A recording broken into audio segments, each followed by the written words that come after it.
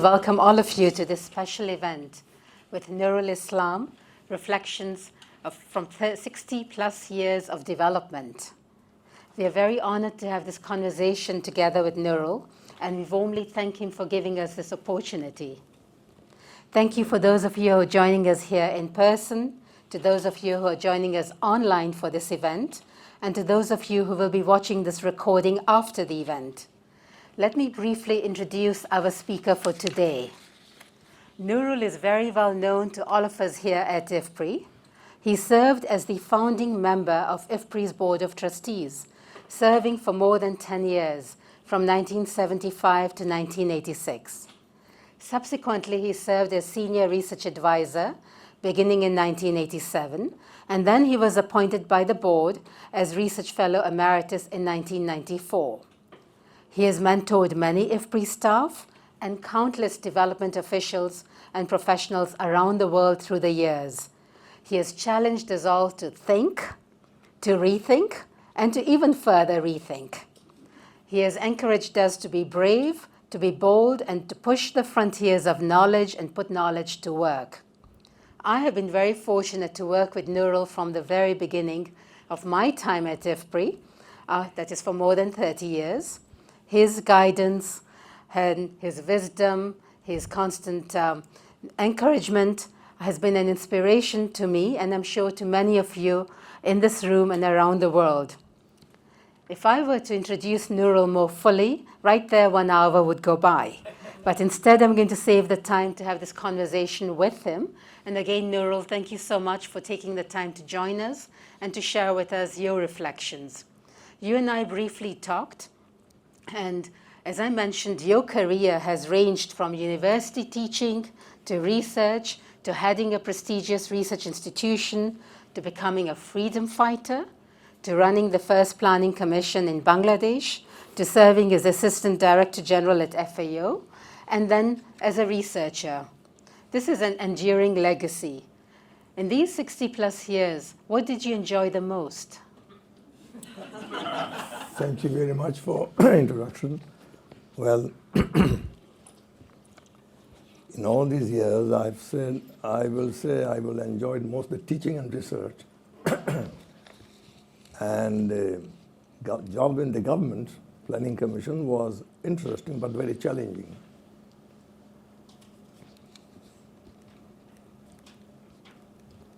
Well, Nurul, you can't stop there. And then I'm going to ask you, why did you enjoy research and teaching? And be warned, I'm going to come back and ask you about interesting and challenging. Well, I suppose I was temperamentally very attracted to teaching and research, partly because, I loved interacting with the young minds in my classrooms. They taught me and I taught them. It was a mutual interchange, and I expanded my knowledge by reacting to their questions, went home and studied and come back to them. So that was a very interesting, a very enjoyable experience for me. Now, as far as the government was concerned, that was a challenge for a researcher as a teacher to go and work in the government is a challenge some of you might have faced. But it was for me very unusual, and the challenge was twofold. How do you communicate with non-economists, politicians, and administrators? How do you translate your economic jargons, your economic concepts into language they understand, which is radically different from yours? So when I have to advise them on policy issues, secondly, I have to realize not only I have to communicate with them, which is extremely difficult for an academic, it takes time to learn. Secondly, to understand their perceptions of their own job and their own responsibilities. So if you recommend a policy to them, you have to understand the political feasibility of that policy. Otherwise, the advice is useless and they pay no attention to what you say. But these are two challenges of anyone, any academic or researchers who work with a policymaker, in my experience, I found it Even in international organizations, there the top bosses didn't have a clue of what I was talking about. You have to communicate them in their language. Now, while in the government, I can give you examples if you want to. The two challenges I faced, I'm just illustrating the two examples of giving advice whether it is politically feasible or not. First example, you will understand, subsidies on inputs. We have been talking about subsidies on inputs since I was a student and you have been all their life. It's very bad. It is inefficient, inequitable. We all agree on that. Politicians don't agree with that at all. So how do you convince them, if at all, if you succeed? In my case, we have a problem. We started with very high subsidies in fertilizer, and we thought that it was standard argument. We used among ourselves, we discussed this among the economists in the Planning Commission. But when I go to the boss to explain to him, I have to use his language. So I said, you see, it is all right, fertilizer subsidy, but then we have other demands on our resources. You know, the first is fertilizer subsidy costs 100, but we have demands for irrigation, for marketing, for technical assistance, all the rest of it. So I don't know how do you manage all this. So I was wondering whether it's not at this stage considering whether we should not shift, let's say about from 75% subsidy to make it 50 and transfer to other things, because we found that in increasing agricultural output, extension services, marketing services, and research, etc., improved seeds are also very important. They say, yes, you're right, important, but then if you reduce subsidy or eliminate it, there will be fall in food supply, our farmers will suffer. Because the party in power was a middle-class party politicians, middle-class background, and most of the farmers are middle farmers, they are their constituency. So if you say eliminate subsidy or reduce them substantially, it will not go well with their constituency. So what do you do with them? Well, can you somehow convince them that this is not as important because you have other demands? Go to your farmers, explain to them, what about extension service? Don't you want it? I mean, if I reduce subsidy, I'll have more money for send extension workers to you.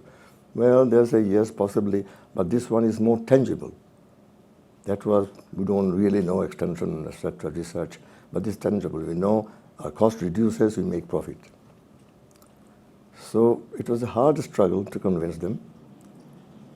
And they were worried that if you suddenly reduce subsidy, output will fall.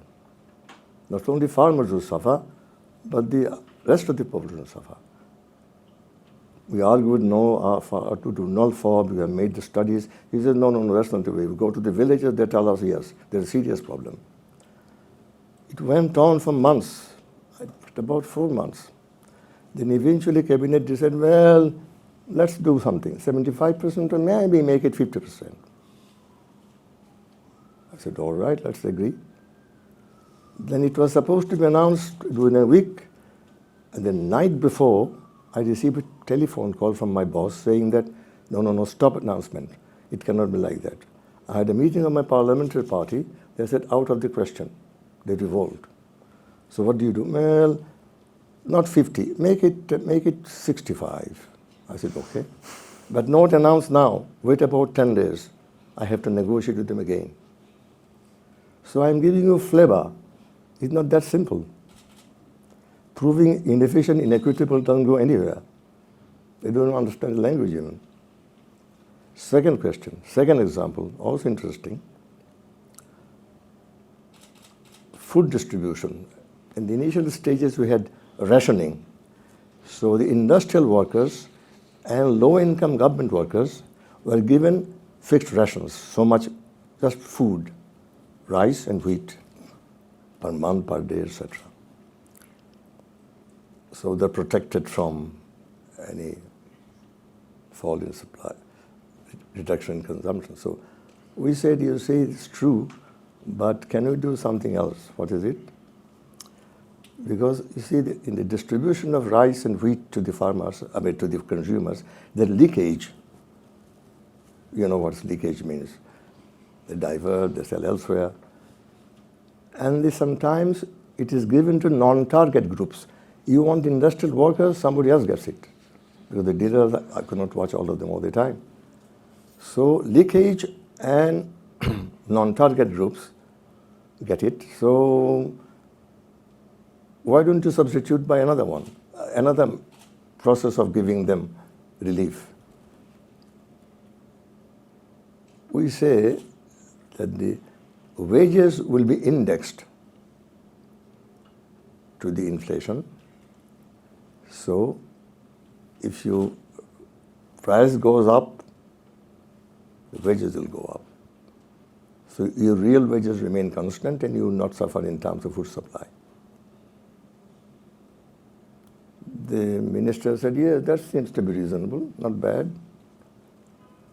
I said, you'll save money and will be directed to what you exactly want, industrial workers not to suffer, to get educated amount of rice that you want them to get.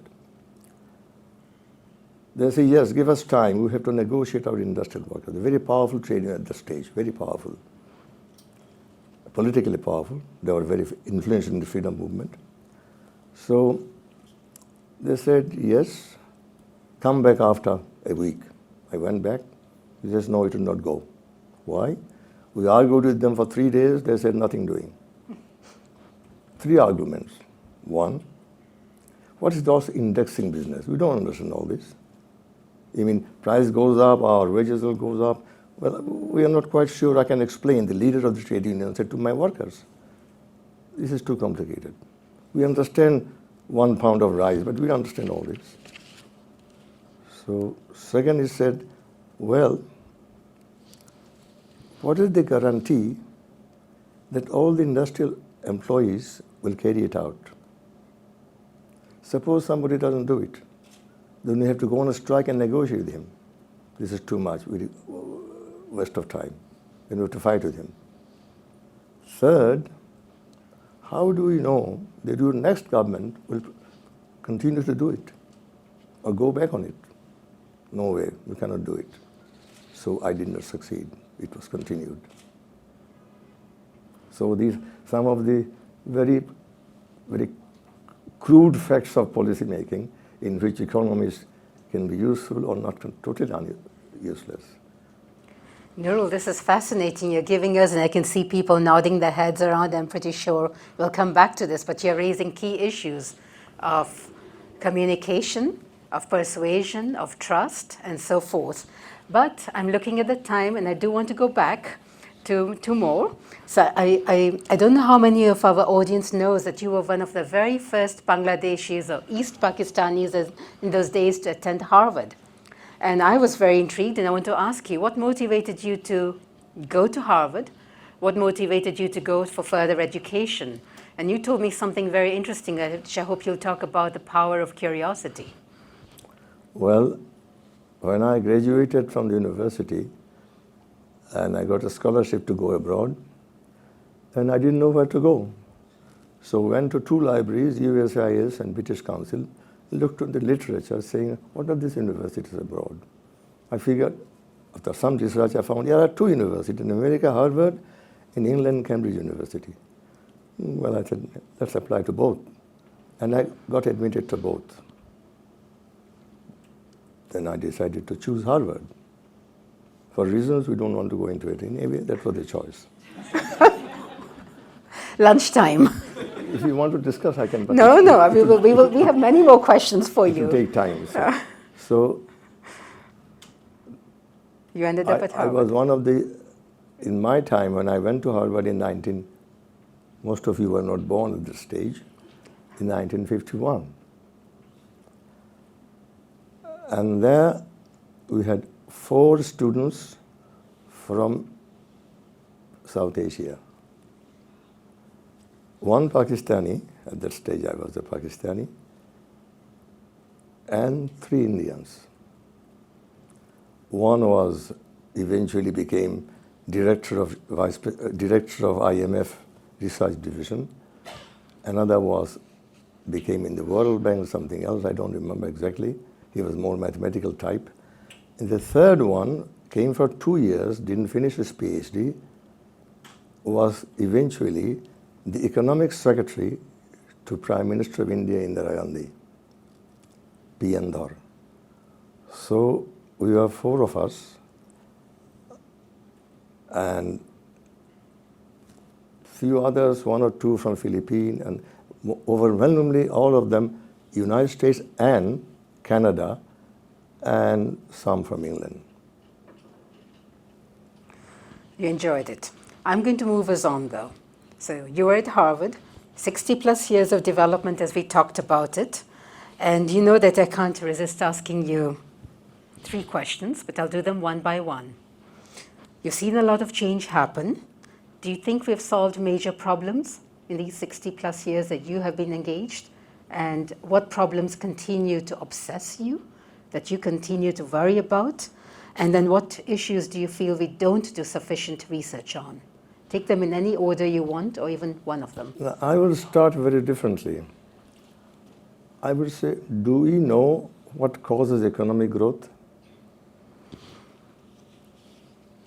And you may be interested to know there was a commission on growth appointed by the World Bank for 3 years, headed by a Nobel laureate, came out with a report. This was after the 3 great reports, East Asian Miracle, about great performance, other countries follow them. So the Growth Commission report came out after 2 years of deliberation, and the following, I thought they'll be interested in this, and the following findings: that there is no generic formula for development and growth. 2, each country has to decide its own way of growth and policies, keeping in mind, 1, historical circumstances through its own characteristics. I'm quoting. Then it comes around, there are 5 areas in which we would ask the countries to concentrate in order to promote growth. 1,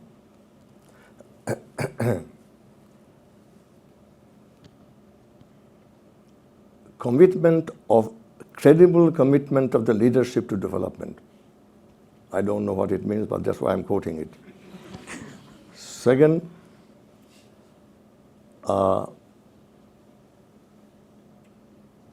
macroeconomic stability. 3rd, high rate of saving and investment, including investment in infrastructure, education, and health. Very strange. Mostly use prices for research allocation. Very interesting. So each one of them can be broken down into 500 sub-requirements. So this is what, after 3 years of deliberation, the Nobel laureate, 2 of them Nobel laureates, came out with. Now, what to make of it is very difficult. I haven't summarized the whole report, but this is what the recommendations are. Now, there was a meeting like this, in which this report was debated in World Bank, and the invitees were world famous economists. One of them was again Robert Solow from MIT, Nobel laureate.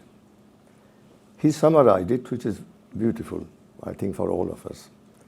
He said, you know, gentlemen, after hearing the deliberations, reading the report, this is my 2-sentence conclusion. We know the various ingredients what promote truth, but we do not know the recipe.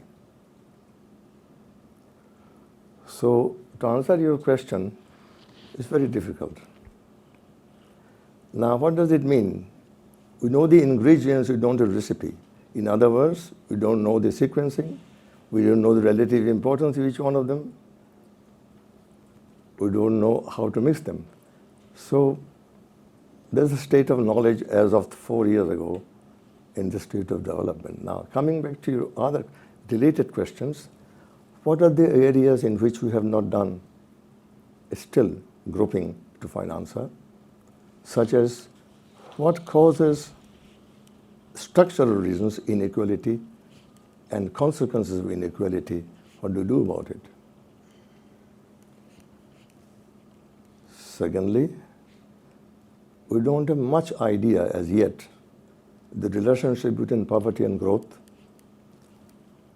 I refer to the first World Bank Development Report. Fisher was the vice president. The first sentence says, I do not know what causes growth, neither do I know what causes decline in poverty. This is a work in progress. We must try to understand this fully. Now, these are the areas still remain, even though we do all the time research on all this, but they are unexplored issues. We hear about shared prosperity. What is exactly what it is, right? Poverty becomes shared prosperity. So you ask me... What do you obsess about? Pardon? What do you obsess about? Upset about? Obsess. You're worried about. My obsession. No, I suppose basically, at present I'm very worried about the, how would I say, development and democracy. This is an issue in my country often broadly debated and discussed. Governance and democracy, development, including corruption. Economics of all of these policy issues very serious.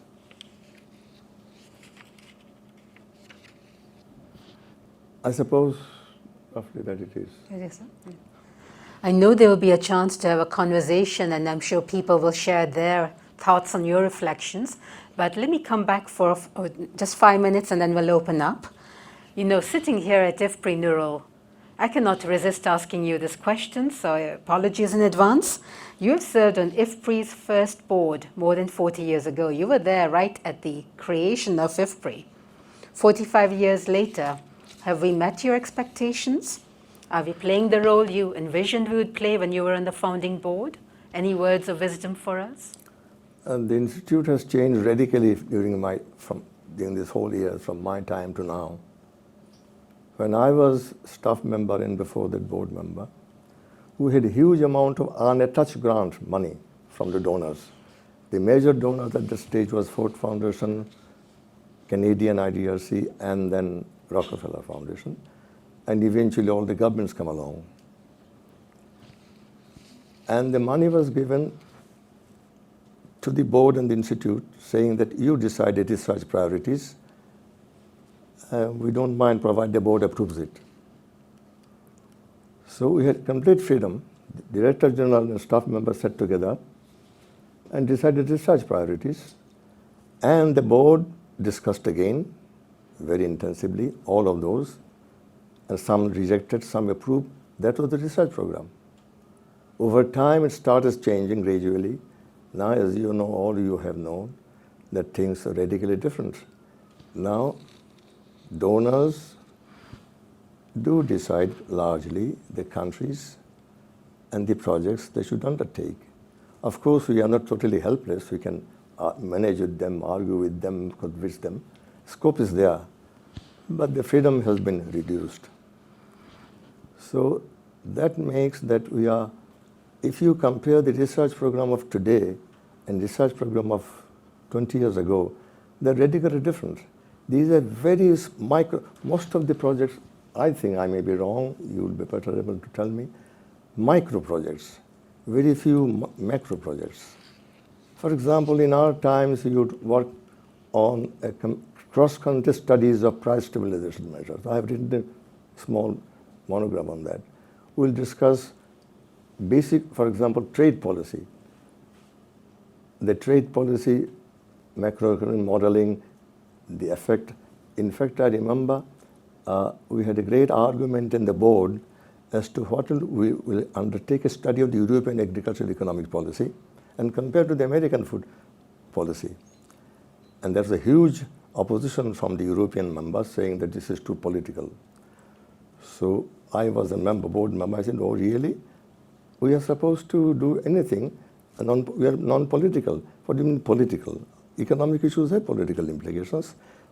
Myself and one board member from Latin America, we fought and won the game. It was studied by the IFPRI. So I'm saying that things have changed, but still we can make use of whatever available. And I think it's all right, accepting that I feel that it could be better if you could persuade the donors to give us a little more freedom. It was a very diplomatic response, Nurul.